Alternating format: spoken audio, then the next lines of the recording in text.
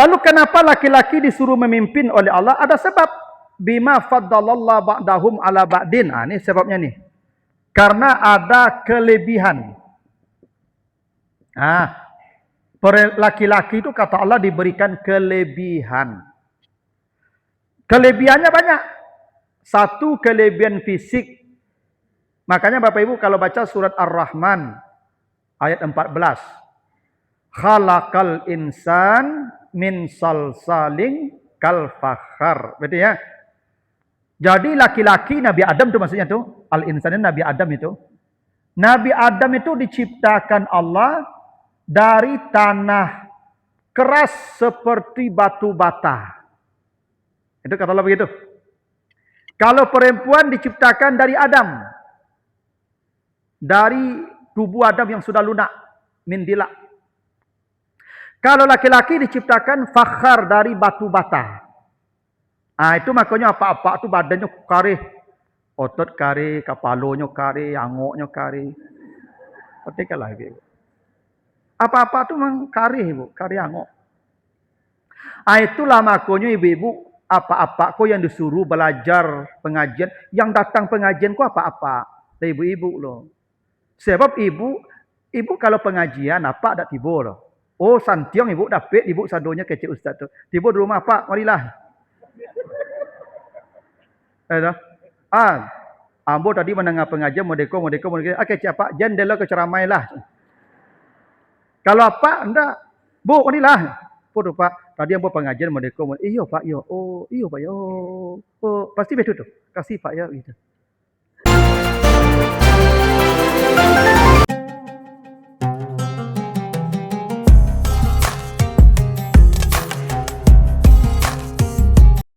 Baik, kita mulai ya. Assalamualaikum warahmatullahi wabarakatuh. Alhamdulillahi rabbil alamin. Assalatu wassalamu ala asrafil anbiya'i wal mursalin wa ala alihi wa ashabihi ajmain. Bapak, ibu-ibu sedang taklim yang dimuliakan Allah. Segala puji bagi Allah atas segala karunia-Nya. Salawat dan salam untuk Nabi kita Muhammad sallallahu alaihi wasallam. Bapak Ibu yang saya muliakan, kita masih bicara dalam ayat-ayat keluarga. Terakhir kita sudah selesai bahas surat Al-Baqarah ayat 237 ya, tentang bagaimana perceraian yang sebelum bergaul ya. Nah, sekarang kita akan bahas surat An-Nisa ayat 34 dan 35. Ya, surat yang keempat, An-Nisa 34, 35. Ini mengatur tentang hak dan kewajiban ya pasangan suami istri. Nah, kita akan bahas apa pesan dan bagaimana redaksi, mulai dari pilihan kata sampai struktur ya kalimat dari ayat ini. Kita baca ayatnya, ayat 34 surat An-Nisa dulu. A'udzubillahi minasyaitonirrajim. Ar-rijalu qawwamuna 'alan nisa bima faddalallahu ba'dahum 'ala ba'din wa bima anfaqu min amwalihim fassalihatu qanitatun hafizatun lil ghaibi bima hafizallah wallati takhafuna nusuzahunna fa'izuhunna wahjuruhunna fil madaji' wadribuhunna fa in ata'nakum fala tabghu 'alaihinna sabila innallaha kana 'aliyan kabira. Pertama kata Allah, laki-laki atau suami adalah pemimpin terhadap perempuan atau istri. Disebabkan kelebihan yang Allah berikan ke mereka yang tidak diberikan kepada perempuan, dan disebabkan nafkah yang mereka keluarkan dari harta mereka. Ini satu poin ya, satu penggal. Jadi kata Allah pertama, ar-rijal. Ar-rijal, suami atau laki-laki, itu disebut kawamuna, ya, alan nisa.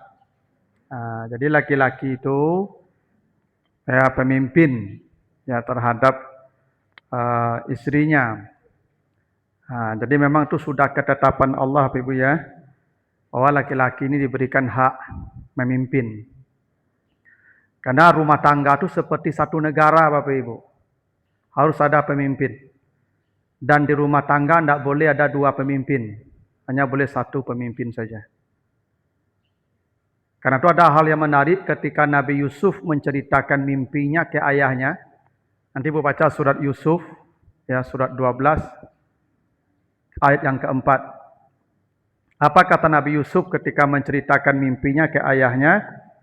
Inni ra'aitu ahada asyara kaukaba wa syamsa wal qamara ra'aituhum li sajidin. Ayah, saya lihat ada 11 bintang, planet, bulan, matahari, bulan, saya lihat semua sujud kepada saya. Jadi sebenarnya Bapak dan Ibu, yang dilihat Nabi Yusuf ya tunduk sujud itu bukan benda langit, bukan bintang, bukan bulan, bukan matahari. Yang dilihat itu adalah keluarganya. 11 bintang itu saudaranya. Matahari itu bapaknya, Nabi Yakub. Dan bulan itu ibunya. Ya. Jadi Nabi Yusuf membuat sebuah metafora. Dalam bahasa Arab namanya isti'arah. Ya. Jadi anak diumpamakan dengan bintang. Ibu diumpamakan dengan bulan. Dan bapak, suami diumpamakan dengan matahari. Begini Ibu. Dari ketiga benda langit itu, bintang, matahari, bulan, mana yang paling keras cahayanya? Matahari ya. Kalau matahari muncul, maka bintang hilang. Tidak begitu? Kalau cahaya matahari muncul, bintang hilang Ibu. Ya, dan bulan juga hilang. Jadi begitu di rumah tangga itu Ibu. Jadi kalau apa mengecek, antuk Ibu. Ya. Kalau kami mengecek Ibu, kancang lo kecek Ibu. Ya. Emang betul lah. Ya. Kadang-kadang ibu kok lebih dominan dari apa deh Pak. Datang tamu tuh, tamu apa Pak? Nyolon dan banyak mengecek. Ya tuh, enggak boleh tuh. Banyak ibu-ibu tuh begitu. Porsinya ibu tuh bulan. Dan ibu cahaya bulan tuh, bulan punya cahaya enggak? Cahaya bulan tuh cahaya matahari itu Ibu. Dulu saya belajar fisika, kata guru saya begitu. Bulan tidak memiliki cahaya sendiri. Jadi cahaya bulan yang kita lihat tuh sebenarnya cahaya matahari pantulannya tuh. Jadi kalau begitu ibu ya baru muncul ketika matahari tidak ada. Sebagaimana bulan muncul ketika matahari hilang. Jadi ketika suami ibu tidak ada, baru ibu yang muncul. Dan cahaya ibu cahaya matahari. Artinya kebijakan ibu, kebijakan suami ibu. Ibu tidak bisa membuat kebijakan sendiri. Itu kaidahnya begitu. Jangan pernah ibu memutuskan yang kami tidak putuskan. Atau memutuskan yang berbeda dengan yang kami putuskan. Tak boleh tuh. Ya, itu makanya ibu di rumah itu mohon maaf. Itu hak berpendapat bukan hak memutuskan. Kaidahnya begitu. Iya. Kalau bapak tidak terima ya tidak apa-apa. Karena dia matahari. Ya tak? Nah, misal Pak Mbok Oto. Nah, ibu kasih saran saja. Pak, mungkin lebih rancak wak kamari lewat ah. Pak tuh, situ ada orang beralik. Beko macet beko. Kalau Pak mau, alhamdulillah. Kalau enggak, duduk salah situ. Nah, kan? Ibu antuk lah, duduk salah situ lah. Kironya yo macet. Hendak manggari Oto kalau. Kecik ibu, enggak nih kecik tadi cibu, dah cibu. Kalau betul kecik ibu kecik apa? Memakak sekarang turun salah. Biasanya begitu tuh. Jadi Bapak Ibu, jadi laki-laki itu pemimpin, iya, Allah yang sebut. Tapi menariknya begini Ibu. Kata laki-laki itu disebut dengan ar-rijal. Begini, kata laki-laki yang menunjukkan jenis kelamin, kata laki-laki yang menunjukkan jenis kelamin itu bahasa Arabnya, Al-Qur'annya menyebut zakar. Inna khalaqnakum min zakarin wa unsa. Ini laki-laki ini, Bu. Ini laki-laki jenis kelamin. Kalau perempuan, kalau laki-laki zakar, kalau perempuan unsa. Jamaknya zukur. Ini jamaknya inas. Itu makanya nanti baca surat Ali Imran 36. Ali Imran 36. Ketika Ibu Maryam melahirkan anaknya. Ibu Maryam berharap anaknya laki-laki. Karena dia bernazar akan menjadikan anaknya pelayan di rumah Allah. Maka kalau perempuan nanti dia haid. Mana caranya? Jadi Ibu Maryam berharap dapat anak laki-laki. Jenis kelaminnya. Tapi ternyata lahir perempuan. Apa kata Ibu Maryam? Inni wada'tuha unsa. Tuhan, saya melahirkan anak perempuan. Maka kata Allah, wallahu a'lam bima wada'at. Allah lebih tahu mana yang lebih baik. Laisa zakaru kal unsa. Laki-laki tidak sama dengan perempuan. Jadi laki-laki jenis kelamin zakar. Perempuan jenis kelamin unsa. Dalam konteks kepemimpinan di rumah tangga, Allah tidak mengatakan az-zukur kawamuna 'alal inas. Bukan. Tapi ar-rijal kawamuna 'alan nisa. Ini berbeda nih Bu ya. Apa bedanya az-zukur dan rijal? Kalau zukur jamak zakar tadi. Jenis kelamin laki-laki, jenis kelaminnya. Kalau rijal sebenarnya bukan jenis kelamin. Tapi tanggung jawab. Karena rijal ini jamak rajulun. Rajulun ini laki-laki dari kata rijlun. Rijlun itu artinya kaki. Maka berwuduk di surat Al-Maidah ayat yang ke-6, famsahu biru'usikum wa arjulakum ilal ka'bain. Jadi rijal jamak rajul. Rajul dari kata rijlun, kaki artinya. Jadi rijal itu artinya tempat bertumpu semua tanggungan. Jadi kalau begitu ar-rijal bukan jenis kelamin sebenarnya. Siapa yang menjadi tumpuan tanggung jawab, dia jadi rijal. Secara bahasa begitu. Karena itu, kenapa suami disebut rijal dan dia pemimpin? Karena memang dia tempat semuanya bertumpu. Seperti kaki kita. Badan kita, semua anggota tubuhnya, itu bertumpu ke kaki. Begitu tak? Suami kenapa disebut rijal? Karena anak ke dia bertumpu, istri ke dia bertumpu, orang tuanya juga ke dia bertumpu, semua bertumpu ke dia. Kalau begitu dia, maka dia pemimpin. Itu sebab dia memimpin.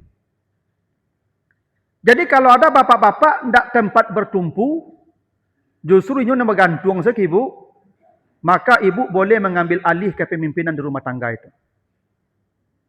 Karena dia tidak rijal. Jadi rijal itu tanggung jawab. Ada laki-laki tidak bertanggung jawab? Banyak. Sudahlah tidak mencari nafkah, jadi beban pula bagi istri. Kalau begitu, kalau ada yang bertanya, kalau ada suami tidak mau keraja, Ustaz, itu memalak istri saya kerajanya. Wajibnya tidak istri patuh ke suami itu. Kalau berdasarkan ayat ini, tidak. Bahkan dia boleh memutuskan apa yang tidak diputuskan suaminya, karena suaminya bukan rijal, dalam tanda kutip. Istrinya yang jadi rijal. Itu kenapa Allah tidak mengatakan az-zukur. Kalau Allah menyebut az-zukur kawamuna alal inas, berarti jenis kelamin yang menentukan. Bisa jadi begini, mohon maaf nih suami ibu, dia sakit, tiba-tiba lemah badannya. Jadi sekarang tidak ada lagi ibu yang menjadi tumpuan segalanya. Maka ibu rijal namanya. Ibu rijal namanya itu. Ya. Ya kalau sudah begitu keadaannya ibu yang memimpin di rumah itu lagi. Ya. Karena dia tidak lagi bisa menunaikan tanggung jawab dia. Karena ar-rijal itu tanggung jawab. Nah, itu kenapa Allah tidak menggunakan az-zukur, tapi ar-rijal. Beban. Karena laki-laki ini dipikulkan beban yang berat. Mulai beban nafkah sampai beban dosa. Nafkah kami tanggung, dosa ibu kami tanggung juga. Itu makanya apa-apa tuh sejak menikah bentuknya udah mulai kacau. Sejak menikah mulai kacaunya bentuknya. Sebelum menikah bentuknya ya, licin berkilik lah. Sejak menikah aku tidak boleh. Ya, karena baban kayaknya bertumpu sadonya. Coba cari ibu ketika bujang-bujang, dia cari anak-anak bujang ibu, tak steady gayanya ya. Nikah lebih kau tu. Kalah. Tak bertukar baju itu, jadi lah. Tukar baju itu. Kalau di kampung ambo tu orang kan ke sawah ke ladang kerja itu. Kalau lah menikah ibu, tak bertukar kain sampiang leh. Kain sampiang nama itu. Dari pagi sampai sore sampai malam tu kain sampiang saya tu baun, kumal. Ketika bujang dulu, ya tak tanggung steady-nya lah ibu. Dek, kenapa begitu? Ar-rijal, tanggung jawab. Jadi rijal itu tidak serampang lah pilih kata tu. Kalau ada laki-laki tak bertanggung jawab di rumah itu, ibu boleh ambil tanggung jawab itu. Boleh ibu jadi rijal dalam tanda kutip. Walaupun jenis kelamin tak bertukar, tapi tanggung jawab sudah menjadi milik ibu. Ibu dalam tanda kutip boleh tak patuh ke suami ibu. Ianya tak mencari lah. Jadi beban malah di rumah tu nya. Ndak. Yang berdosa tu ibu aginya buat nafkahnya, ibu tanggung, ibu jamin, ditanggungnya nafkah ibu. Ibu ndak patuh lah, tu jadi masalah tu. Tapi kalau ada suami yang ndak memenuhi tanggung jawabnya, berarti dia ndak rijal, ibu yang rijal tu kalau ibu yang mencari nafkah. Tapi jangan jadikan tu dasar untuk melawan panjang saya. Ini begitu tu. Aku tiap disuruh Pak, Bu tolong minum ambo rijal di sekolah jalan Pak. Tak mau citu loh tu. Karena ini kan konsep kebahasaan begitu. Kalau ibu kan ada kaidah lain juga. Kalau seorang perempuan mati ketika dia mati suaminya reda langsung masuk surga, itu yang ibu kejar. Kalau kita bicara ketentuan hukumnya, iya. Seorang istri kalau tidak diberi nafkah suaminya atau suaminya menjadi beban malah bagi istrinya, istri tidak ada alasan untuk patuh kepada perintahnya. Patuh apa? Bukan karena status laki-lakinya itu, karena tanggung jawabnya, rijal. Gitu. Itu kenapa kepemimpinan bukan disebut qaid atau rais, tetapi disebut qawam dari kata qama. Qama itu artinya lurus. Maka berdiri disebut qama, lurus. Jadi kenapa kepemimpinan laki-laki terhadap istrinya disebut qawam? Karena tugas laki-laki bukan menjajah, bukan mendominasi. Tugas laki-laki itu meluruskan. Karena ibu ini kata Nabi diciptakan dari tulang rusuk yang bengkok. Nah tugas kami meluruskan. Dan meluruskan ibu tidak mudah. Itu makanya pakai Allah. Allah ni maknanya isti'la. Isti'la itu artinya berat, beban. Allah tidak mengatakan qawwamuna bin nisa. Bukan bi Allah. Karena meluruskan ibu-ibu tidak mudah. Meluruskan ibu-ibu tidak mudah. Tidak mudah.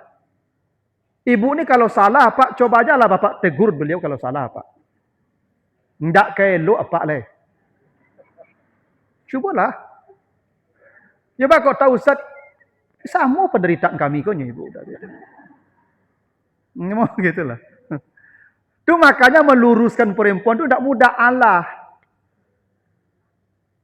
Makanya kata Nabi, istausun nisa'a khairan. Kalau istrimu bersalah, jangan kau marahi dulu. Berbuat baik dulu. Setelah berbuat baik ke mereka, baru kasih nasihat. Betul Pak? Jangan Pak protes langsung.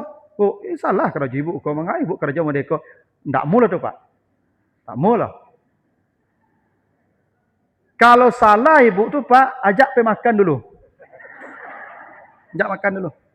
Nah tu kamol dulu beli baju. Baru masuk nasihat Pak. Kalau apa langsung nasihat, tak amu lah.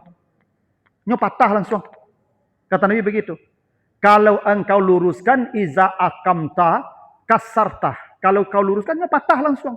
Patah dari cetindak lo. Asa Pak luruin ibu tu, tak kelok le Pak. Tak seminggu telah kena sapu tidak. Ya tu. Tu payah beko tu Pak. Payah tu. Ya tu. Makanya tak mudah. Tak mudah Pak. Jadi apa jadilah ciek kau Pak. Jangan tambah je le. Tak mula tu. Nambah baban saya. Sayulah Pak kamu. Makanya Allah ya, kawamuna alan nisa. Tak mudah meluruskan tu, berat. Ya. Itu makanya perhatikanlah itu. Apa-apa kalau lah pensiun ibu, itu kalau berjalan tu lah cuma manung-manung tu ibu. Perhatikanlah. Kalau apa tu lah pensiun tu berjalan tu bari si pikirannya tu. Kan ibu kalau mulai nyering-nyeringi rumah bacok tu. Ambo acuk dengan curhat apa-apa gitu tu. Ya. Nyo kadang belanja ko lah kurang Pak. Ya tu. Singgonya lah mengamuk-ngamuk lah berang-berang. Ya tu. Kadang apa aku dak nyucian baju apa tu lai. Kadang na laluk surang selai. Itu yang kapak hadapi tu. Ya tu. Antara ke ibu-ibu yang dia lakim ko lah. Kalau secara prinsip begitulah. Itu kenapa kawamuna alan nisa. Lalu kenapa laki-laki disuruh memimpin oleh Allah? Ada sebab. Bima faddalallah ba'dahum ala ba'din. Ini sebabnya nih. Karena ada kelebihan. Laki-laki itu kata Allah diberikan kelebihan. Kelebihannya banyak. Satu kelebihan fisik. Makanya Bapak Ibu kalau baca surat Ar-Rahman ayat 14. Khalaqal insan min salsalin kal fakhar. Betul ya? Jadi laki-laki Nabi Adam itu maksudnya tu. Al-insan Nabi Adam itu. Nabi Adam itu diciptakan Allah dari tanah keras seperti batu bata. Itu kata Allah begitu. Kalau perempuan diciptakan dari Adam. Dari tubuh Adam yang sudah lunak. Min dilak. Kalau laki-laki diciptakan fakhar dari batu bata. Itu makanya apa-apa tu badannya karih. Otot karih, kepalanya karih, angoknya karih. Perhatikanlah ibu. Apa-apa tu memang karih ibu, karih angok. Itulah makanya ibu-ibu, apa-apa kau yang disuruh belajar pengajian, yang datang pengajian kau apa-apa. Dari ibu-ibu loh. Sebab ibu kalau pengajian apa ada tiba loh. Oh santiang ibu dapat, ibu sadonya kecil ustaz tu. Tiba di rumah Pak, marilah. Ambo tadi mendengar pengajian modeko. Kecil Pak, jendela ke ceramai lah. Kalau apa, enggak. Bu, marilah. Podo Pak, tadi ambo pengajian modeko. Iyo Pak, yo. Oh, iyo Pak, yo. Oh, pasti betul tu. Kasih Pak ya gitu. Kalau ibu-ibu jangan cubu-cubu diajak Pak tu. Nyo karyangok. Memang begitu. Kapalo kari, angok kari. Oh, badan kari. Itu makanya apa kau disuruh bekerja di luar rumah. Kalau perempuan disuruh dalam rumah. Nanti baca di surat Al-Ahzab 33. Ya, di surat Al-Ahzab ayat 33. Kata Allah surat 33 ayat 33. Waqarna fi buyutikunna. Kalian para perempuan. Kalian tinggal di rumah saja. Makanya begitu kata Allah. Kenapa perempuan tinggal di rumah? Supaya dia tidak tersiksa. Karena di luar rumah tu ganas. Ya, Di luar rumah tu banyak kekerasan. Maka perempuan disuruh dalam rumah saja. Jadi ibu-ibu ditakdirkan Allah untuk ya berhias saja. Ya pakai make up, bedak, ya mencat rambut, ya motong kuku, pokok itulah hari-hari. Itulah keraju ibu. Ibu kalau baca surat Az-Zukhruf ayat 18. Surat Az-Zukhruf 43:18. Di situ Allah menyebut wanita dengan kata al-hilyah. Perempuan itu disebut al-hilyah. Hilyah itu artinya makhluk yang suka berhias. Jadi wanita itu namanya hilyah. Tidak pantas Allah punya anak yang suka berhias. Maksudnya perempuan itu. Kenapa perempuan disebut hilyah? Karena memang dia tidak boleh bekerja keras. Perempuan itu hanya kerjanya berhias. Itu makanya biaya ibu-ibu ini mahal. Karena memang kerjanya berhias saja. Iya, mahal biaya ibu-ibu tuh. Iya tuh. Mahal. Sering saya sampaikan tuh, saya punya anak gadis, punya anak bujang tuh, beda ibu, beda biayanya ibu. Kalau anak bujang kok tidak payah benar ibu, sabunnya sabun batang saja sudah. Kalau anak gadis ibu, saembe perangkat mandinya tuh. Alun di atas meja le perangkat kosmetiknya sameja tuh ibu. Kalau ibu-ibu kok balik jilbabnya pak, tapi matching ke sepatunya mereka tuh mang, kayolah pak kamu. Itulah ibu ya. Jadi memang laki-laki itu makanya keras, kadangnya dari batu bata, tu makku apa kok kamari diampen saya kerjanya. Iya.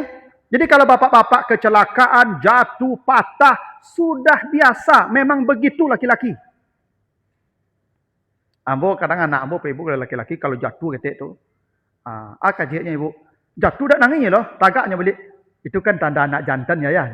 Ya mantap. Karena laki-laki itu kare. Pengkarenya ibu. Itu maka dari batu bata. Itu kelebihan kami itu secara fisik. Allah ciptakan dari benda keras, batu bata. Ya. Itu maka kami jarang menangis. Kalau ibu acok nangis. Karena ibu diciptakan dengan air mata yang banyak. Apa-apa kok jarang menangis ibu. Jarang. Sesakit, sesusah apapun menangis itu jarang. Sampai-sampai istrinya mati pun jarangnya menangis ibu. Iya mungkin ada sebabnya. Tapi begitulah.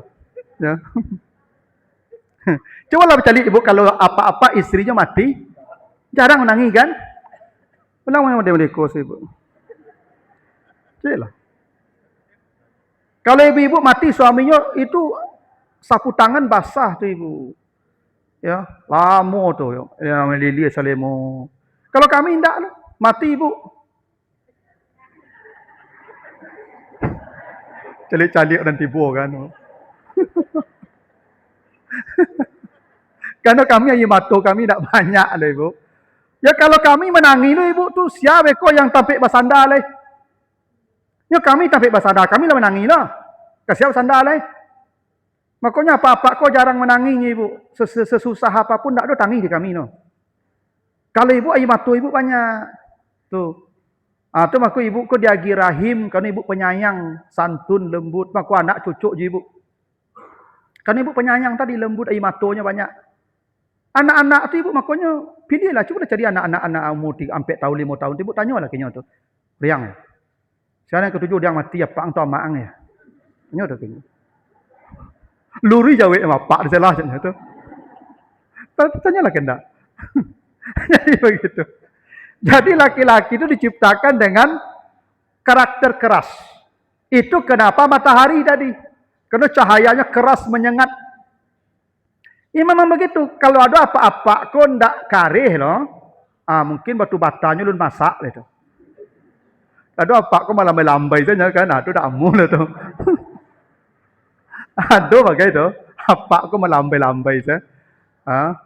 Itu dak batu bata karih lah tu. Mungkin batu bata lu dimasak lah tu ya tu.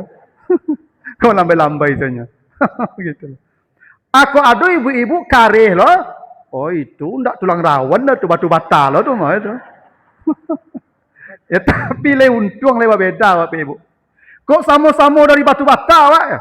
Oh, smackdown saya rumah tu Ibu, saya lah kamu. Agak tinggi nak dapat mengecek, jangan mengecek lah. Untung lah Ibu dari tulang rawan, kami batu bata. Kalau kare suara kami Ibu nangis. Tu tu. Untung tu Allah Maha Adil tu Ibu. Untung tak sama-sama batu bata Pak. Atau tak sama-sama tulang rawan Pak. Kok sama tulang rawan nama lambai-lambai saya rumah dia lah. Ya tu. Apa je tu loh kalau ada satu awas Ibu. Tu dari tulang lawan nama tu mah. Ya tu. Memang betul lah. Ibu dengan mengecek model itu melambai-lambai itu menjadi semakin hebat kami bantunya tu. Kalau ibu melambai-lambai mengecek. Kami kalau karya itu ibu semakin merasakan ada pemimpin di rumah tu. Begitu tu. Jadi ibu kalau suami ibu meliuk-liuk mengecek, ibu malai saya mencelik tu. Ya tu. Nah, bagi Allah Maha Adil. Sudahlah, terima aja begitu. Itu kelebihan kami ibu ya, fisik kami kuat. Kareh. Ya, maka patah-patah lah. Berdarah lah, enggak apa-apa. Laki-laki begitu. Ya, tu makanya kan itu sudah apa ya, bukan diciptakan tapi sudah naluri aja. Kan ada istilah tu, first lady apa? Lady first apa tu? Jadi kalau ada persoalan yang agak berat, itu perempuan diposisikan di posisi yang di atas tu. Kalau dalam bus, transportasi, perempuan duduk kan? Laki-laki berdiri. Kami berdiri ibu, ya karena dari batu bata, enggak apa-apa. Panik-panik, ya patah-patah enggak apa-apa. Kalau ibu jangan, dia lembut, dia lunak. Maka memang ada laki-laki ini keterlaluan ibu. Sampai isinya cakik, tapuk, sampai patah di istri bagian nyopot cakik ibu. Ya tu. Makanya Umar bin Khattab pernah saya ceritakan, Umar bin Khattab tu ibu, manusia paling bagak ibu. Kalau Umar lewat di jalan kata Nabi, setan mencari jalan lain. Itu ibu. Jadi Umar kok kalau jalan ibu, setan menapi ibu. Takut setan je Umar ibu. Tapi Umar kalau diberangi istrinya di rumah, lebih hebat lah ibu-ibu kok. Pak. Umar takut setan dia. Tapi Umar kalau diberang istri, tak melawan. Jadi ada sahabat ceritanya, kape curhat ke Umar, istri ko penyerengeh, pelawan istri ko. Datang ke Umar khalifah tu. Curhat cara menghadapi istri yang pelawan. Tiba di mungku pintu rumah Umar, kiranya Umar sedang kena berang lo di istrinya. Itu. Pamanuang si Umar. Sahabat kok begitu tampak Umar sedang kena berang ko, pulang salah. Benda iyo lah kau nya. Awak kami tak tolongnya payah lah. Begitu pahit panggil datang. Kamangangku mari.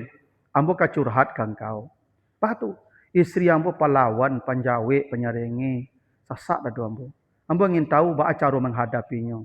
Tapi ambo calik-calik engkau lebih baik lah dari ambo lagi. Ditanya ke Umar dari Umar, ba kau nak melawan engkau? Jawaban Umar hebat. Apa kata Umar? Saya bukan tak bisa melawan istri saya. Mau saya patahkan lehernya bisa itu. Tapi kenapa saya diam? Karena istri saya tu capek dan lelah. Istri saya tu setiap hari lelah, pekerjaannya lebih banyak dari saya. Ibu bekerja di rumah tu jadi kecil murah kerja di rumah tu Pak. Dari mulai apa alun jagolah kerja tu Pak. Lalu apa alunya berhenti kerja itu. Kadang ibu-ibu ku cik wakatu ampe kerja jalan tu Pak. Masak, mencuci, ya kan, menyapu, anak ampe sekali jalan tu Pak. Cik wakatu. Hebat Pak anak bagendong yo, masak yo tu kerja yo, sapu yo. Tak taluk kita Pak. Kau nak percaya Pak ganti dekat si apa di rumah, urus rumah agak sekali. Barik tu Pak, jangan Pak kira ringan kerja rumah tu Pak. Tu makanya Fatimah mengadu ke Nabi. Dek bariknya ngurus anak rumah tu. Minta pembantu ke Nabi. Ayah, berat rasanya saya bekerja hari-hari kata Fatimah. Minta saya pembantu kerana Nabi punya budak-budak. Kata Nabi, mau ndak engkau saya ajarkan kalimat yang lebih baik dari pembantu manapun. Maulah kata Fatimah. Setiap engkau hendak tidur, baca subhanallah 33 kali. Alhamdulillah 33 kali. Allahu Akbar 100 kali. Dengan begitu, engkau hilang lelah dan capek hari-hari. Itu zikir itu diajarkan ketika Fatimah mengadu lelah. Lelah tu ibu. Maka kata Umar, kalau istrimu marah, itu akumulasi lelahnya. Maka kalau dia marah, diam saja. Kalau istrimu marah, diam, coba kau panik surang lu tuh. Artinya mencuci lu tu, mencuci, menggosok. Sampai situ lu tuh. Udah lah Pak kamu. Ya, nah itu cara menghadapi isi itu. Jadi Umar bin Khattab tuh bukan tidak bisa melawan, bisa. Setan saya takutnya. Bisanya lawannya tuh. Cuman begitulah laki-laki yang paham agama. Itu laki-laki yang paham agama. Ikut sampai hijau-hijau orang rumahnya ngetapuk Pak. Kan keterlaluan namanya itu. Kalau memang kita tidak mau lagi dengan dia, tidak suka lagi dengan dia, kembalikan saja ke bapaknya baik-baik. Pak, dulu anak apa ambo ambil elok-elok. Kini tidak taluk dia ambo menghadapi anak apa lagi. Ambo kembalikan ke apa. Lebih rancak. Lebih rancak. Ambo kalau kasih nasihat nikah tu kadang-kadang saya sampaikan tu. Kalau suatu hari anda tidak lagi membutuhkan istri anda, kembalikan ke bapaknya. Karena bapaknya tidak akan pernah menolak anaknya. Ya. Bapaknya tidak akan menolak anaknya seburuk apapun keadaan anaknya. Kembalikan ke bapaknya. Tapi jangan dianiaya. Jangan ditapuk. Jangan dipijak. Jangan dicaci maki. Ya. Gitu. Oke, cik ibu-ibu. Aku boleh mantap engkau kamu. Nah, jadi satu ya, kena kelebihan fisik. Yang kedua, kena kelebihan akal. Itu ndak bisa diprotes juga ibu. Karena kata Nabi, laki-laki diciptakan dengan 99 akal. Dan 1 nafsu. Perempuan diciptakan dengan 1 akal, 99 nafsunya. Nafsu itu maksudnya kehendaknya terlalu banyak. Ibu-ibu kok kehendaknya banyak Pak? Ndakkah sudah-sudah apa tahulah. Yang pura-pura tak tahulah Pak leh. Apa balian tu beko ndak kalamu lah tu nya minta lo balik tu. Nelain leh. Aduh ya kurangnya tu ternyata. Lah apa balian beko, aduh ya kurangnya beko tu mak. Nya minta le baru balik tu mak. Percayalah Pak kamu. Kamu dah curhat lo Pak. Karena nafsunya 99. Dan apa berang lo kayaknya. Memang begitu sampai mati ndakkah sudah kandaknya lo Pak. Kalau awak kandak awak tak banyak loh Pak. Karena nafsu cieknya Pak. Akan banyak. Cuma Pak kau banyak akalnya. Nya manong-manong ibu je percaya ibu manong-manong tu. Habis kau buka cabang tu cek lah itu. Ya tu. Nya bantu ke mati ibu akalnya jalan apa tu. Ya tu. Kalau ibu memang keinginannya ndak amu habis. Nya mengeluh Pak. Balilah kau lah. Balian ada Pak tu. Mengaluh cek lah itu mah. Cukup tak percaya Pak. Atau baalai mereka lah. Apa balian cik lai mengaluh je cik lai tu. Ndakkah sudahnya mengaluh mati cik lai. Jadi apa jangan rusuh lo mencelik orang rumah cik tu. Sadonya ibu-ibu tu cik tu Pak. Nah memang begitulah. Gitu. Cuba le Pak Presot tas ibu rumah. Le cik tas ibu tu. Sebanyak baju. Perhatilah. Sepatu ibu cik Pak. Sebanyak orok. Ini harus matching. Orok sepatu harus matching. Tak bisa tak matching lah. Kalau awak kan tak perlu matching lah Pak. Hati bawah beda-beda lah. Terserah lah. Tak ada masalah lah. Ibu-ibu tak bisa cik tu lah Pak. Cuma aku ibu kau dikacau. Tak betul Pak ya. Kalau awak tak kacau-kacau lah Pak. Tak ada lalu je lah. Ya tu. Itu makanya perlu di kamar tu kacau gadang Pak. Perhatikanlah Pak. Kacau gadang kau dari kaki sampai ke kepala nampak tu Pak. Perhatikanlah di rumah tak percaya Pak. Di kamar tu tak ada kacau gadang kau. Tak ketik kacau Pak. Tak kacau salawi kau tu Pak. Begitulah ibu-ibu. Jadi apa-apa itu memang diciptakan. Halo? Kalau tidak nyuruh berhenti kok. Jadi memang apa-apa kok diciptakan. Memang begitu. Akalnya banyak, nafsu satu. Ibu nafsu 99. Akal cie. Itu makanya Pak. Kenapa hak talak tidak dikasih ke ibu-ibu? Hak talak kok apa makcik? Kok ke ibu disarankan akalnya tidak banyak loh Pak. Kalau kainyo hak talak dia gituan apa tiu hari jadi daduda kau cayo loh kan. Talambek pulang nyo talak langsung. Talambek belanja nyo talak langsung. Bakecang baju di lemari nyo talak jawab apa. Ndak kado pernikahan abadi di muka bumi kau ibu. Cobalah ibu datanglah ke pengadilan kalau ibu tak percaya datang ke pengadilan. Siapa yang banyak menggugat cerai? Perempuan. Itu pun ngegugat jo Pak. Apalagi kok hak talak dinyo. Oh selesai Pak. Selesai Pak. Asal tak singgung seketik Pak dan talak udah. Wah nyukur tak banyak loh Pak. Memang begitu. Untung lah Pak.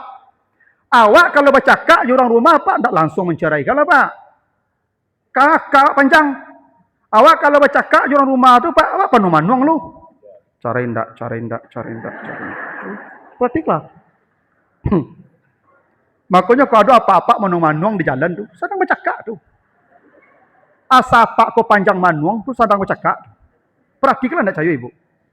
Asa pak ko kosong pemandangnya tu tandanya sedang bercakap di orang rumah tu. Nya masalah kami ndak lain ibu. Jo kawan ndak masalah, tetangga ndak ada masalah. Ibu satu-satu masalahnya. Satu-satunya masalah ibu. Tak ada. Beliau kok ya tetangga. Tak ada masalah lagi buah. Coba cari apa-apa yang masalah jo tetangga. Tak bakal ada. Jo kawan. Tak ada masalah jo kawan. Cie sih masalah duit kami nyo. Amang begitulah. Tu makanya apa dia giaka banyak. Supaya pernikahan tu tak bubar cepat. Dia yang megang kendali tu. Memang begitu aturannya tu. Rahasianya ada tu. Jangan ibu protes memang begitu. Jadi kalau ibu-ibu kau banyak kandak, ya memang begitu pula beliau diciptakan. Apa boleh buat? Itu sudah ujian itu. Ibu jadi ujian dek suami ibu. Suami ibu jadi ujian loh ibu. Masing-masing ya dapat kebaikan kalau dia lewat ujian itu dengan baik. Makanya sering saya katakan ibu kalau dapat suami yang keras, kasar mungkin ya sudahlah. Itu ujian tu ibu. Ya. Dengan begitu ibu surganya nanti dikasih paling tinggi pula. Ya Pak kalau dapat isi yang begitu, ya kan? Kandak banyak itu, Pak penuhi aja selagi bisa, penuhi aja. Surga untuk apa? Penuhi aja. Tidak apa-apa. Ya itu. Apa memang tidak ada kandak loh ibu. Ratu-ratu kami kok kandak, yo mana tidak ada. Pernah kami protes tambah. Pernah? Tidak. Apapun yang ibu masak kami punya begitu. Tak ada protes. Talu bulik jadi. Talu dadar jadi. Motor sapi jadi. Tak ada masalah. Pandang tak? Bu, mangga motor sapi saya kau tak bulik, tak ada lah tu. Bakunya saya nyo. Aduh. Apalagi lang pensiun kami dah tahu diri lah begitu. Perado saya lah. Tak ada masalah lah. Tu tanda kandak kami tak banyak. Memang ke baju kami banyak? Mana pula banyak? Tak ada. Baju kami tu gitu saja. Ya tu. Tu mau aku ambo pakai jaket kan kami. Tu gitu sih baju ambonya jaket tu.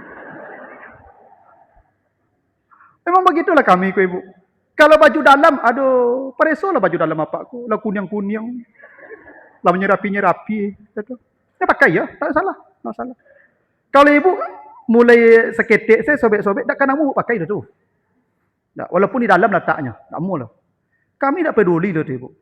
Jadi apa, ya begitulah ujian Pak. Biarlah. Enak.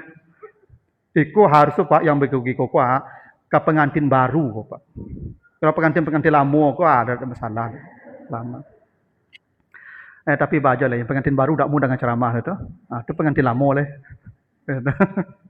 Yang kedua, apa syaratnya laki-laki jadi pemimpin? Wa bima anfaqu min amwalihim, karena wajib memberi nafkah. Itu kaedahnya tu.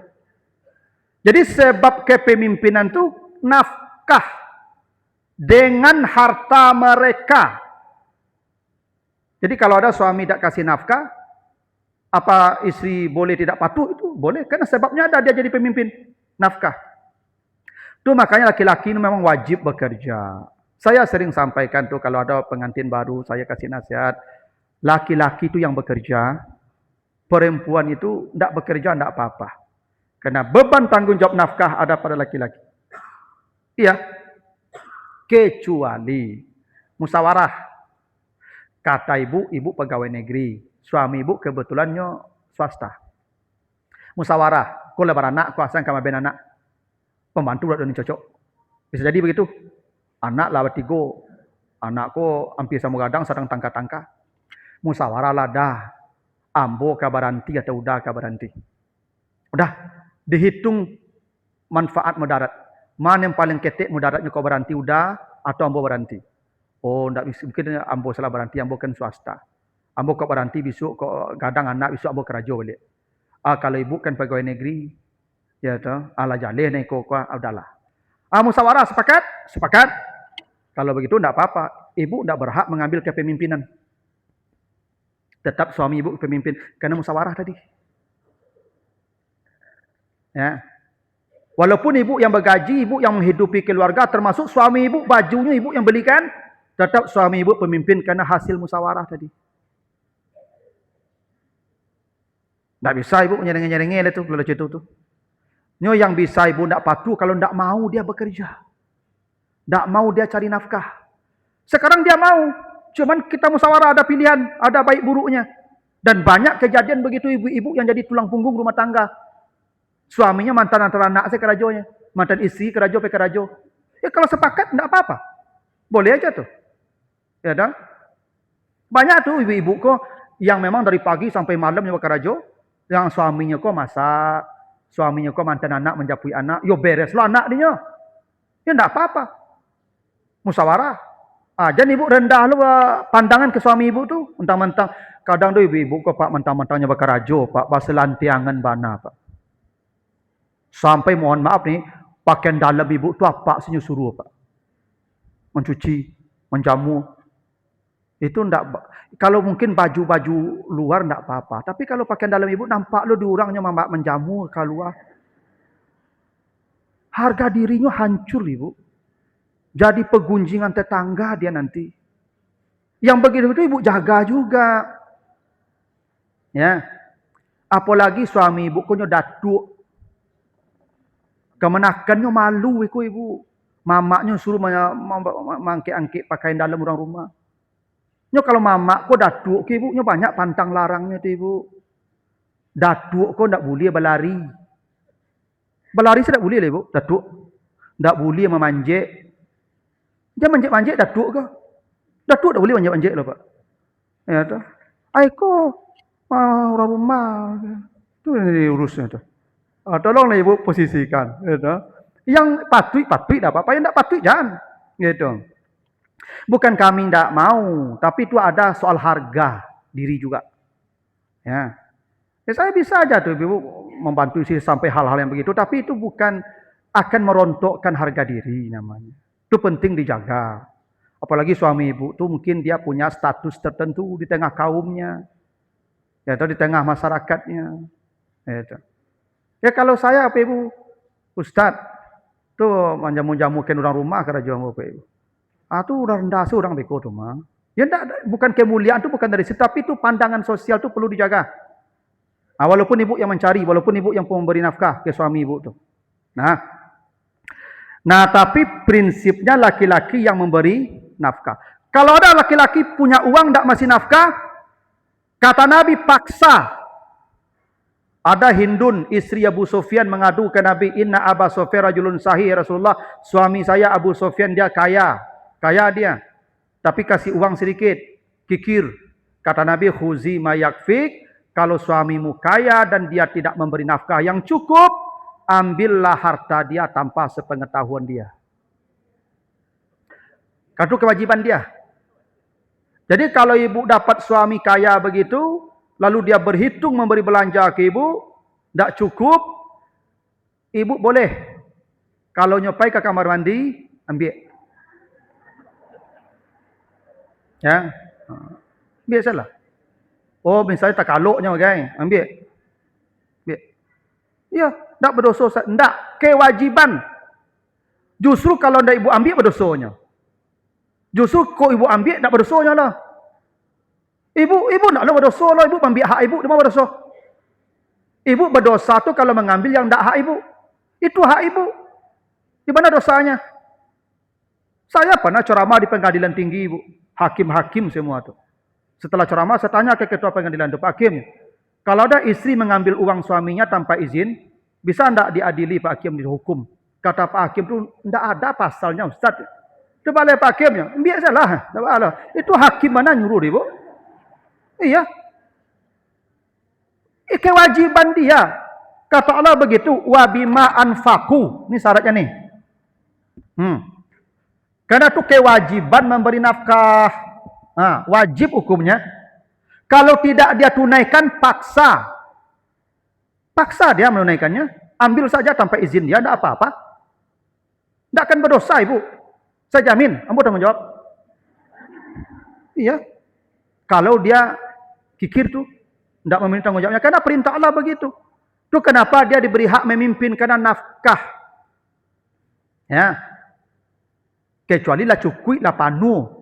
Ibu ambil je lah. Ambo tak tanggung jawab lah. Urusan ibu. Ambo lah mau kecian. Kalau kasus seperti Hindun. Rajulun sahih. Kalau suami ibu sahih. Rajulun sahihun. Kalau suami ibu tu kikir. Nih kuncinya nih. Ada laki-laki dia yang memang tipikalnya kikir pak. Berhitung je isteri kau. Satiok minta belanja jangan serengi. Labilah piti petang. Padu ibu lagi ya. Sama aku kini sadonya. Tiok minta belanja kena serengi panjang. Kalau cerita ibu dia minta-minta je lah. Dia minta je lah. Tunggu saja telengah. Kamu tanggung jawab. Oh kalau di sidang masuk tu apa hakim ngecek tu. Boleh? Cuman kok lah pensiun kau ni kena ciduk leh. Tak ada leh. Dia terima saja leh. Baradonya. Ini pejabat, pengusaha, dia banyak, sempili, dah pasal lah. Karena itu kewajiban.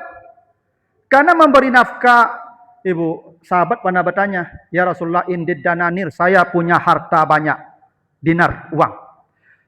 Ke siapa saya bersedekah? Kata Nabi, ibda biman ta'ul. Sedekah yang pertama tu ke orang yang kau tanggung hidupnya. Siapa yang kau tanggung? Istrimu. Istri itu sedekah nomor 1. Wajib. Itu makuk nafkah wajib namanya. Baru beko ke ibu, ke ayah, saudara. Baru lebih jauh. Fakir miskin anak yatim tu bagus, tapi itu sunat. Istri wajib. Segadang-gadang yang sunat tak akan bisa mengalahkan pahala yang wajib. Jangan Pak kira magi belanja ke orang rumah aku tak gadang palonya Pak. Lebih gadang pada kajando lah. Ya. Kadang tu biar apa-apa kok kajando rajin sedekah. Ya orang rumah tak belanja seringnya menjang saya. Ya dah. Kalau ada bapak yang begitu, dahlah. Dia minta-minta je lah. Lagian apa-apa besok ketika kau mati itu, Pak. Nampak itu ibu mengambil piti apa? Nampak. Di pacalian tu. Karena apa ketika kau mati kau minta bersedekah. Oh lah nampak ibu mengambil piti tiap hari. Kira saketik saya ambilnya Pak. Apa mari hari ketika mati itu memang tak sadonya ambil. Aku beruntung lah Pak kalau orang rumah Pak belum ambil piti apa panjang saya. Ya, minimal mati apa ringan besok. Ya, ringan mati dia Pak. Apa-apa yang sempilik ke orang rumah aku mati payah. Ya, apa yang rajin bagi piti orang rumah aku banyak matinya murah. Ya. Tapi ibu jangan itu jadi alasan. Ibu dah ambil piti apa banyak kan? Tahu apa? Ambil piti ambo ibu tu. Yo, aku ambil piti ambo supaya mati tak payah besok. Kamu jatuh. Nah, itu baru bapak-bapak baru ya. Yang ibu-ibu belum lagi. Itu bapak-bapak baru tu. Yang ibu-ibunya lu masuk lagi kau. Kau lah jangan balik kau. Alas ajam. Silakanlah dulu ibu-ibu, bapak kalau ada yang bertanya itu, baru di bagian penggalan bapak-bapak ya. Salah bagian ibu-ibu minggu berikutnya nanti tuh. Berarti bulan besok lagi tuh. Tolong ibu-ibu hadir ya. Jadi ibu dah, oh kau bagian awak tidak usah lah, pada merasa ya untuk tahu malam jangan.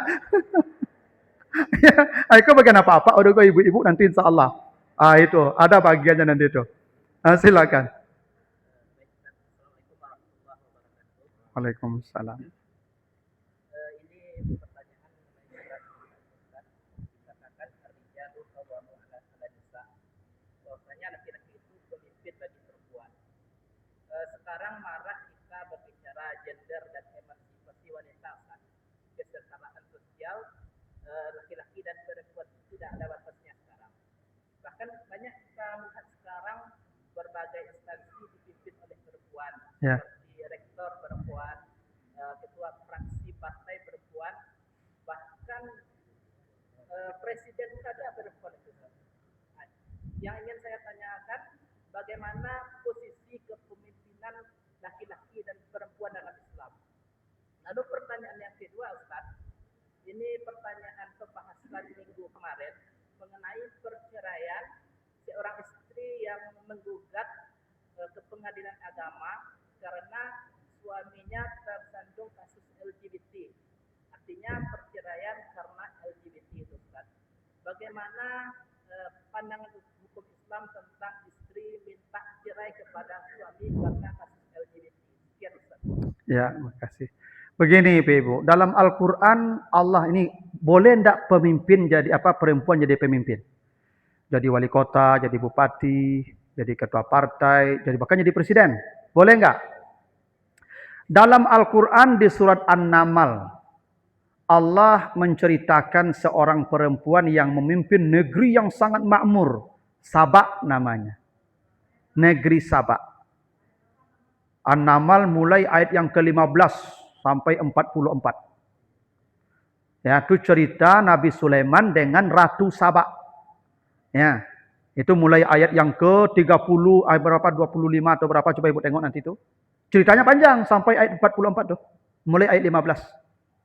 Jadi kata hudhud, ya, burung hudhud, ya, di ayat 27-nya atau berapa, 26. Apa kata burung hudhud? Ji'tuka min Sabak binaba'in yakin.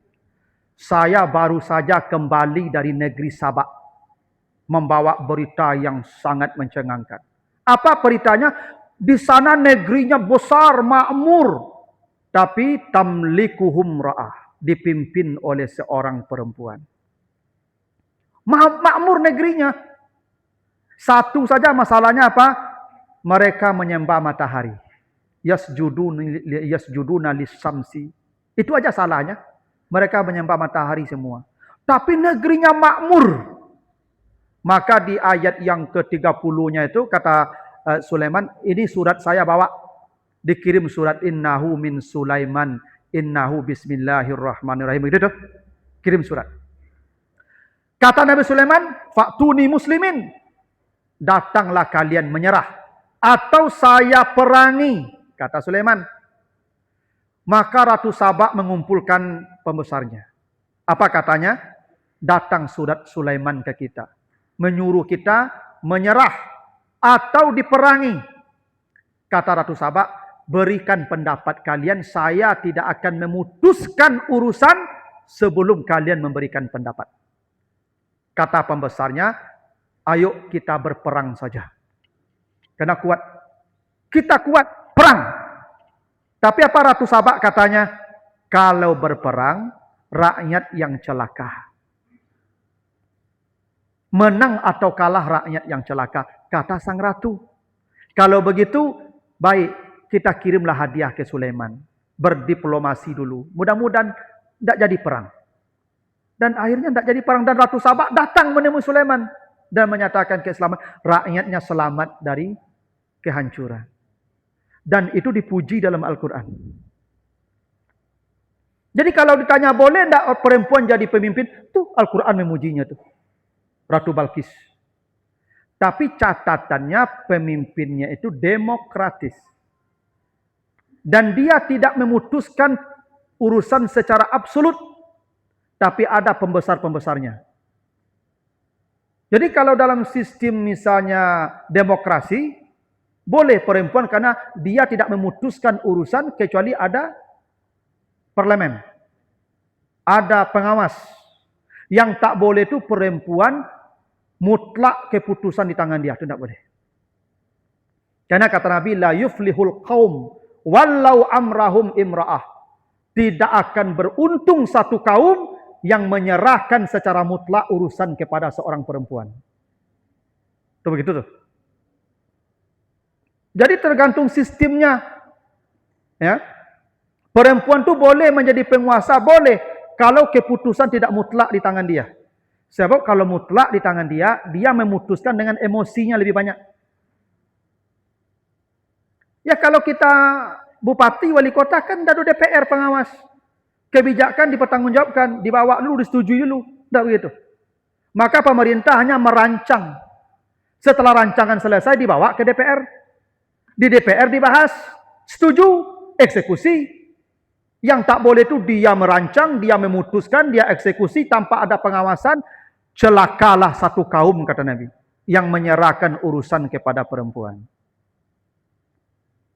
Ya. Kalau di sistem kerajaan kan ada raja atau ratu. Absolut tidak di tangan ratu atau raja. Kalau itu tidak boleh. Perempuan tidak boleh memutuskan secara absolut. Tidak boleh. Karena emosional. Dia tidak pakai rasio. Itu yang saya katakan itu kenapa hak talak tidak ke ibu-ibu. Karena tidak pakai rasio. Dia pakai emosi. Gitu. Hah? Jadi boleh aja kalau perempuan jadi pemimpin, boleh. Kalau sistem kekuasaannya seperti Ratu Balkis. Seperti Ratu Sabak di surah An-Naml tuh. Itu diceritakan Allah tuh. Ya, bagaimana kepemimpinan Ratu Sabak itu dipuji. Sehingga rakyatnya makmur. Ya, kehidupannya makmur. Karena kepemimpinan yang baik. Jadi ternyata kemakmuran suatu negeri memang kepemimpinan yang baik. Pemimpin yang menjadi garansi makmurnya satu negeri. Itu Ratu Sabak contohnya. Ya walaupun mereka musyrik menyembah matahari, tapi sistemnya baik. Maka Allah puji sistemnya itu. Makanya kata Ratu Sabak, saya tidak pernah memutuskan urusan sebelum kalian memberikan pendapat. Nah kalau begitu bagus, boleh jadi pemimpin. Gitu. Nah yang kedua, kalau ada istri menggugat cerai suaminya karena suami tersangkut LGBT, banyak kasus begitu. Ya kalau begitu boleh. Kan yang tidak boleh itu yang kata Nabi, perempuan mana saja yang minta cerai ke suaminya tanpa uzur. Maka tidak mencium aroma sorga. Itu tanpa uzur. Ayyumra'atin talabat min zawjiha talaqaha bighairi uzrin. Faharamun alaiha raihatul jannah. Kalau dia minta cerai tanpa uzur. Itu uzur. Uzurnya apa? Ya tidak. Mohon maaf nih, tidak berselera menengok kita lagi. Apa juga? Apalagi boleh jadi penyakit nanti, kan tersebar. Rata-rata kalau laki-laki sudah LGBT itu, dia tidak berhasrat lagi dengan perempuan. Tidak berhasrat lagi.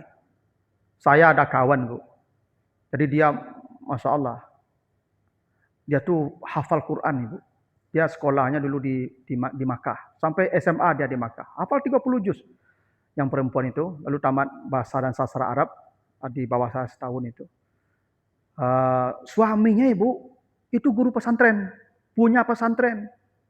Iya, punya pesantren. Kori nasional. Tidak sembarangan tuh Ibu. Ketemu saya waktu kuliah di Jakarta, dia cerita saya udah bercerai. Kenapa bercerai? Ceritalah dia. Saya tidak pernah nanya Ibu ya, dia yang bercerita. Dia curhat. Ya, suaminya itu tadi, suaminya di pesantren, itu LGBT. Dan hebatnya Pak, itu anak-anak pesantren tuh Pak, yang laki-laki. Dan yang lebih hebat lagi, kata istrinya itu, kata mantan itu, dia itu perempuannya. Bukan laki-lakinya Pak, dia perempuannya. Sehingga kata istrinya itu Pak yang menggugat cerai itu, dia kalau melayani saya tuh Kak, ya seperti bukan apa lawan jenis, asal ala kadar aja lah. maka saya minta cerai. Kalau begitu boleh. Jadi ceritanya, jadi ini suami dulu di pesantren, awal dia korban Pak. Di pesantren itu kan, anak-anak itu kan sekamar banyak tuh Pak. Tidak diawasi oleh musrif. Mereka tidur dekat-dekat. Di situlah awal mulanya tuh Pak. Dia korban awalnya Pak. Tapi jadi penyakit. Dan hebatnya sampai berumah tangga, dia mencari anak-anak pesantren tuh Pak, santri-santri itu. Dan dia jadi perempuannya. Akhirnya dia minta cerai itu. Ya kalau begitu uzur namanya tuh. Bagaimana mempertahankan rumah tangga begitu? Kata teman saya itu, Kak, kalau dia impoten, sampai mati saya terima. Katanya. Kalau dia impoten. Tapi kalau itu saya tidak bisa terima. Padahal dia kori Bu yang laki-laki itu. Ya memang begitulah. Makanya di pesantren tuh Ibu, jangan Ibu kira aman di pesantren tuh Ibu tuh. Kadang jauh seniornya tuh. Makanya anak saya di pesantren tuh Ibu. Saya wanti-wanti itu. Tolong setiap kamar ada musrif yang tidur di sana. Jangan sampai anak-anaknya tidur di sana. Di situ yang paling banyak Ibu LGBT itu di pesantren. Ya. Kalau itu ya sudah. Boleh gugat cerai itu kawan saya itu. Gugat cerai dia. Bercerai. Ya karena katanya begitu. Saya kalau dia impoten sampai mati saya terima. Tidak ada masalah. Siap saya dengan kondisi begitu. Tapi kalau begini saya tidak siap. Itu ada uzur namanya itu. Yang tidak ada uzur tuh Ibu, suami Ibu mungkin gajinya ketik dari Ibu. Ya tak? Tidak ada gunanya gajinya di Ibu lah. Pernah kejadian tuh Ibu. Apa kok mohon maaf menggrab ngokar kerajaannya. Ibu kok dokter spesialis. Tidak seimbang loh Ibu penghasilan. Akhirnya gugat cerai Ibu si perempuan tadi. Ya katanya memang tidak perlu juga suami katanya. Yang begitu tuh tidak mencium aroma surga tuh Ibu. Iya. Dia sudah bekerja, cuma segitu penghasilan dia. Bahkan Ibu, pada kawan saya cerita, istrinya dokter spesialis. Yang laki-laki ini ustadz biasa aja. Tidak pula terkenal pula. Jadwalnya tidaklah banyak loh. Ustadz biasa saja. Ya. Kalau Ambo pegawai negeri. Itu tidak loh ustadz biasa saja Pak. Jadi katanya kenapa bercerai itu Pak. Jadi istri itu memang tidak bisa menghargai. Jadi kalau pulang tuh Pak. Biasalah kalau kita ceramahkan dikasih jamaah tuh. Sedekah. Sedekah jamaah kan tidak menentu Pak. Suka-suka jamaah aja. Iyalah. Ya paling zaman dulu paling 150. Paling ada yang 100 juga. Jadi kalau si suami kok kasih amplop. Kecil istri ko Pak sambil digolek-golek. Tak sering meja dulu sih. Begitu tahu Pak. Itu yang tidak boleh. Ibu kalau ada suami Ibu kasih uang Ibu banyak uang Ibu dari apa tuh. Ketika suami Ibu kasih uang penghasilan dia, walaupun kecil Ibu seperti dapat intan.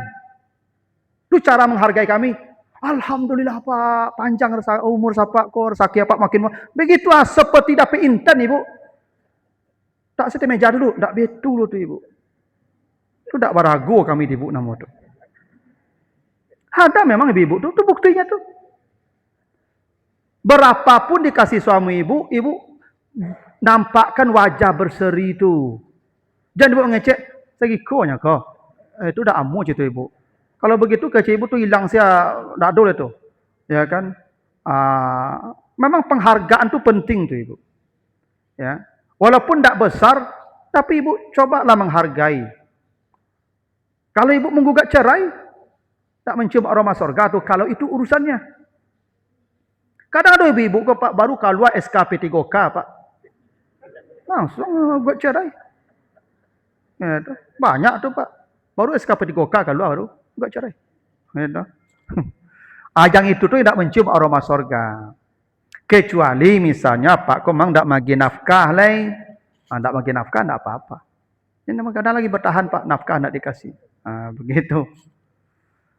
Nah itu Pak ya, jadi tidak apa-apa, boleh kalau itu kasusnya.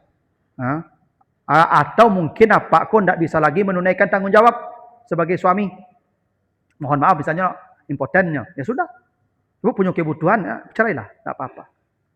Atau mungkin badannya lama mana.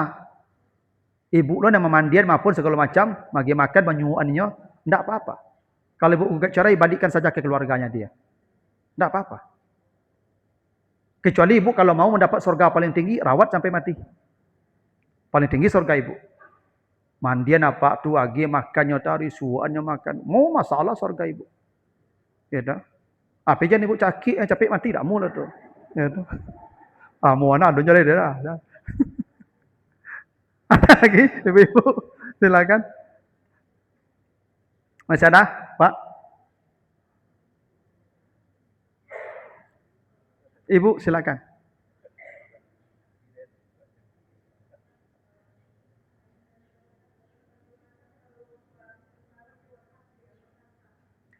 Oh, suaminya mentalak 2 kali sekaligus.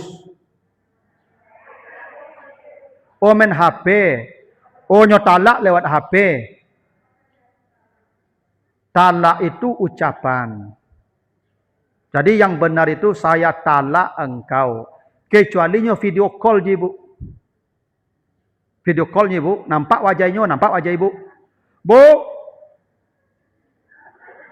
Ya, oi kecil ibu. Talak ya, talak. Udah? Dah. Betul lah. Sah. Tapi kalau nyo tulis di WA, nyo kolenya menulis ke orang lain lah. Kan bisa jadi orang lain yang mendem apa? Nyo talak ko harus yang punya akad yang melepaskan. Nyo talak ko melepaskan ikatan artinya. Yang melepaskan tu yang mengikat suami. Kalau tulisan tak bisa jadi orang lain yang menulis. Jadi kalau misal saya ini kirim, Pak, tolong apa sampaikan ke si Ambolah menceraikannya. Tak bisa. Harus yang bersangkutan tu datang. Kalau lewat HP sekarang video call atau Zoom boleh. Bu, kita Zoom nanti jam 8 ya. Aduh Pak, penting. Baik. Bu. Lah. Sehat. Lah. Apa tu? Talak. Kecil ibu. Untuk ikut saja kau, cik ibu. Itu. Itulah sah tu ibu.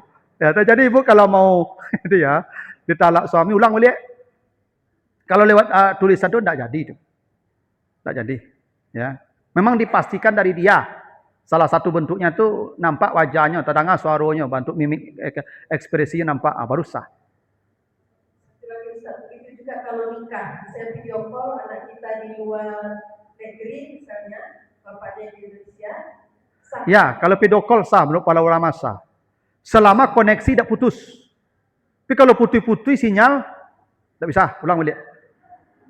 Maka pastikan sinyalnya rancak, manjat tangkaran biar. Ada tiap tangkaran biar itu sinyal rancak. Dia tinggi. Di puncak tangkaran biar itu lah apa? Saya terima menikahi anak bapak. Itu jatuh leh.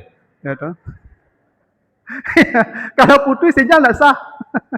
Nya harusnya tak putus koneksi, tak boleh putus. Jadi kalau video call boleh tak akad nikah Ustaz? Ulama membolehkan. Yang tak boleh itu saksi berbeda area. Saksi bersama wali di satu majlis.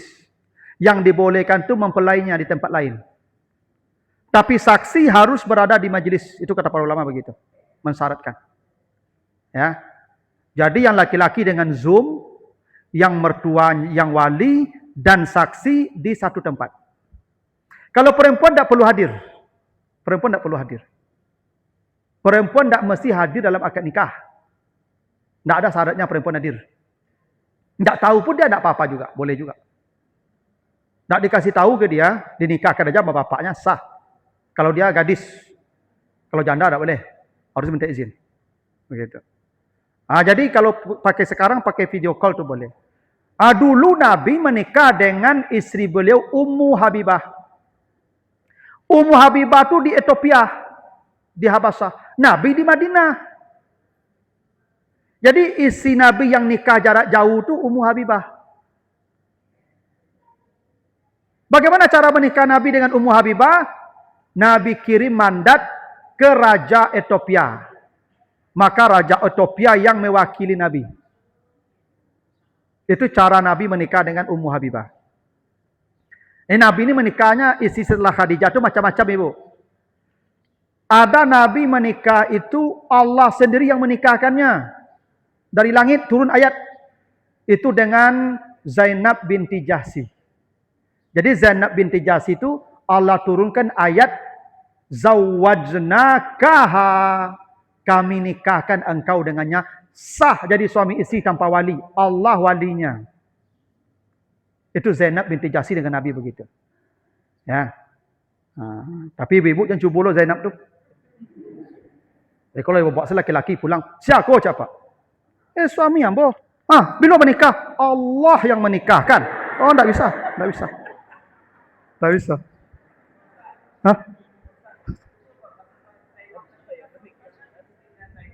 Zaid bin Harithah. Oh iya. Jadi Zainab itu aslinya itu istri Zaid bin Harithah. Ya. Sebentar Ibu ya, saya carikan ayatnya surat Al-Ahzab nih. Zawatnakaha surat Al-Ahzab 37 nanti ya baca ya. Surat 33 ayat 37. Ini ayat pernikahan Nabi dengan Zainab. Jadi Nabi itu menikah melamar Zainab untuk anak angkat beliau, namanya Zaid. Zaid ni budak, wajah tidak menarik, miskin pula. Zainab ini cantik, bernasab tinggi, kaya pula. Tidak sekufu dengan Zaid. Awalnya Nabi datang dikira Zainab untuk dia, kiranya untuk Zaid. Tapi karena Nabi yang meminta, Zainab mau menikah. Walhasil setelah pernikahan berjalan memang tidak harmoni. Kadang tidak sekufu. Tidak sekufu. Kalau tidak sekufu kok payah ibu, payah. Makanya kalau menikah tu diajarkan sekufu.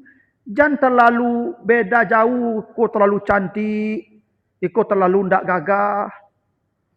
Ya tak? Itu payah nanti ibu. Ibu kalau dapat suami situ, mungkin ibu kurung saya rumah taruh itu. Tak tabak sampai beralik lah tu. Ya tu. Kalau kepanjang, ikonya kau saya kawan nanti kan. Karena mental dia tu. Perlu yang sekufu. Jangan terlalu kayu mana, cik terlalu tidak kayu. Payah nanti. Kecuali itu peimbangnya apa? Apa kau bantunya 5, ibu kau bantunya 9. Kita sudah seimbang tu. Tapi kantong apa kau tabah. Simbang ni kau tu mah. Simbang tu. Inyo kalau kayu, kau ibunya gagah surang. Saya tu cayu ibu kamu. Nyo nak ambil orang gagah kau ndak bantu ibu piti. Ambo ibu Jo siapa itu suaminya Nia Ramadhani?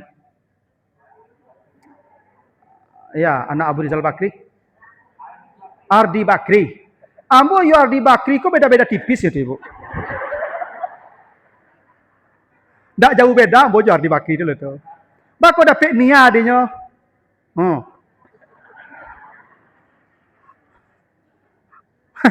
Ibu biasa aja itu. Ibu kalau ada pilihan gagah kere, kurang gagah kayo, pilih mah. Akan bela kurang gagah Ustaz, PPT punya. Betul? Biasa aja tu. Jangan heran ibu.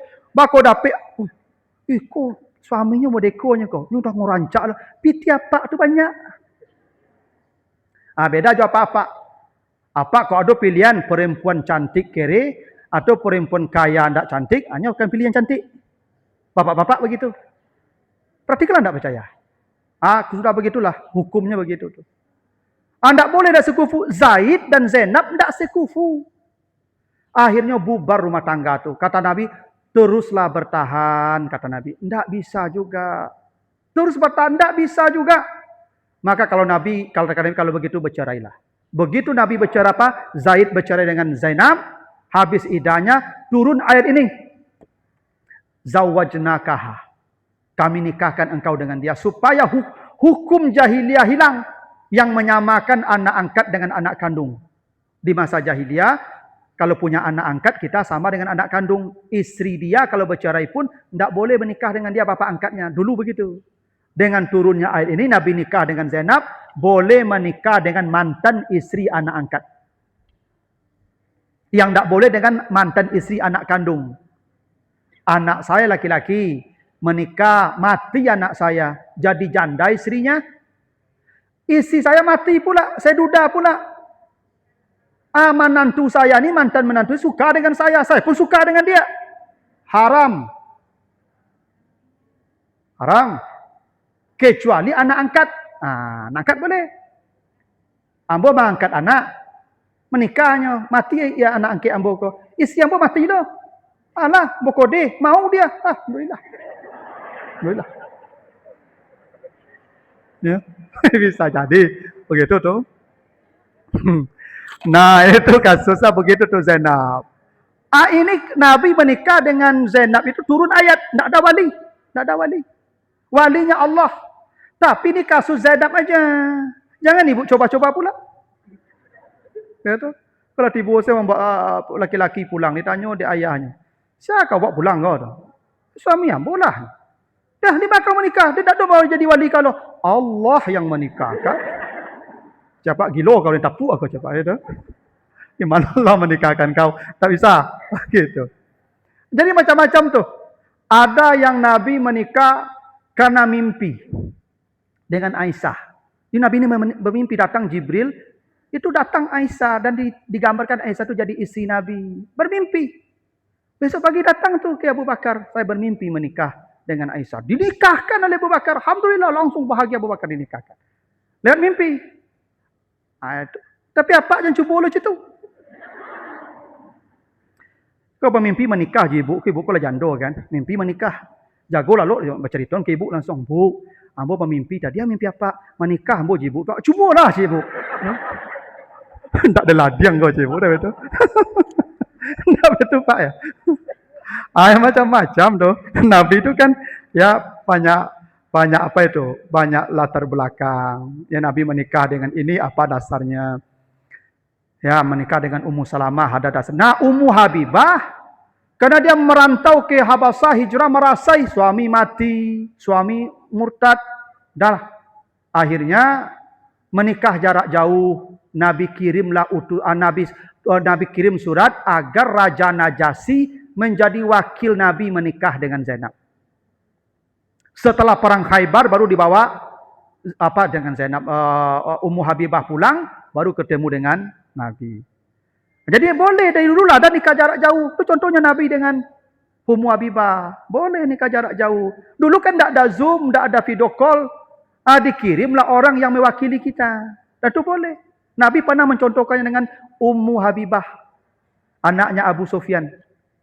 Abu Sufyan ini musuh Nabi. Anaknya istri Nabi. Kok hebatnya tu. Abu Sufyan tu musuh Nabi. Tapi anaknya istri Nabi. Itu hidayah tu milik Allah. Bapak memusuhi Nabi, anaknya istri Nabi pula. Itu makanya hidayah tu milik Allah, tidak milik kita. Begitu. Ya. Nah, sangatlah dua ibu itulah dulu. Ya. Mudah-mudahan ada manfaatnya. Nanti kita lanjutkan ibu ya. Separuh lagi untuk ibu-ibu ni ya. Tolong ibu-ibu yang hadir kau jangan tak tiba besok. Kau perlu badan ni kau mana sesi kedua wah. Nah, lebih kurang mohon maaf. Subhanakallahumma wa bihamdika asyhadu an la ilaha illa anta astaghfiruka wa atubu ilaika. Wassalamualaikum warahmatullahi wabarakatuh.